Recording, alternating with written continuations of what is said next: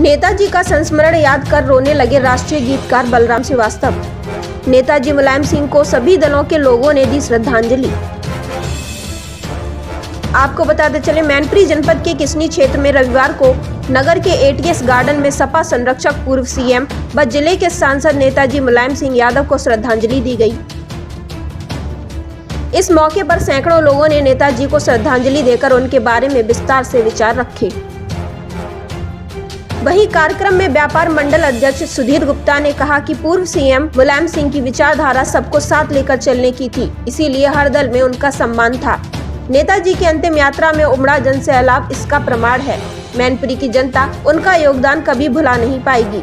वहीं नेताजी के संस्मरणों को याद कर राष्ट्रीय गीतकार बलराम श्रीवास्तव रोने लगे। उन्होंने बताया कि एक मंच पर उन्होंने कविता पढ़ी थी। नेताजी ने उन्हें बुलाकर पूछा, कहाँ रहते हो?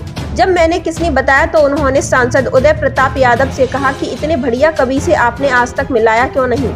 उनके जाने से एक युग की राजनीति खत्म हो गई है। सभी लोगों ने 2 मिनट का मौन रखकर नेताजी को श्रद्धांजलि दी। वहीं क्या कुछ कहते नजर आए राष्ट्रीय गीतकार बलराम श्रीवास्तव और व्यापार मंडल सुधीर गुप्ता, आइए देखिए किसनी से हमारे संवाददाता अमित चक की इस रिपोर्ट के जरिए। तो अक्सर लोग पूछते हैं आप कहाँ से आए हैं? मैं कहता हूँ मैनपुरी।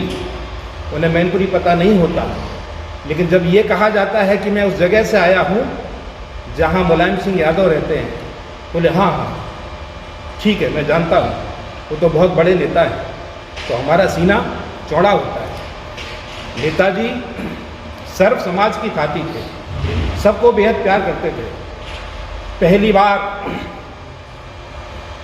जब उन्होंने इटावा की नुमाइश में मुझे सुना, मेरी कविता की पंक्तियाँ थीं कि मत तोड़ो मंदिर मस्जिद गुरुद्वारों को, समता की चादर पर छींटे पड़ जाएंगे।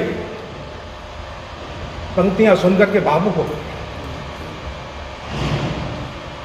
अपने पास बुलाया, कहा कहाँ रहते हो?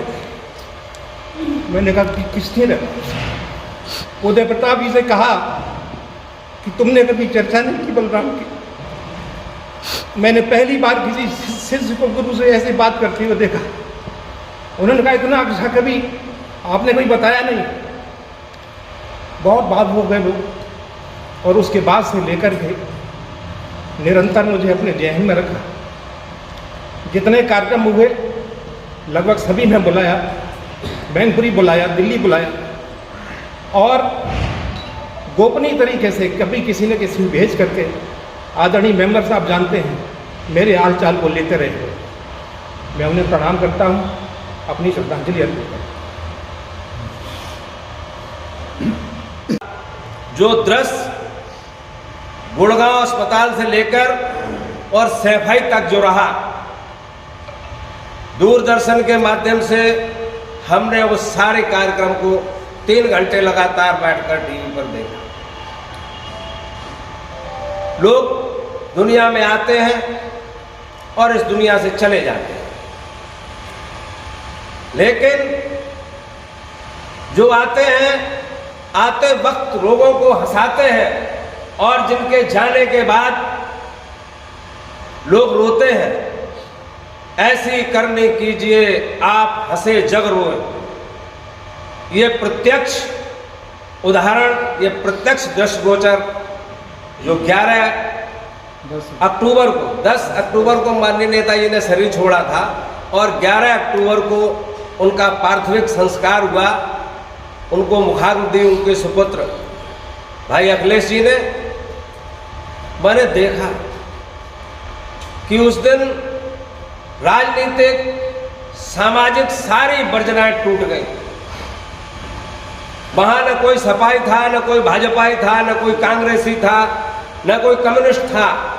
उस विशाल जन सैलाब में सिर्फ इंसानियत थी, मानवता थी।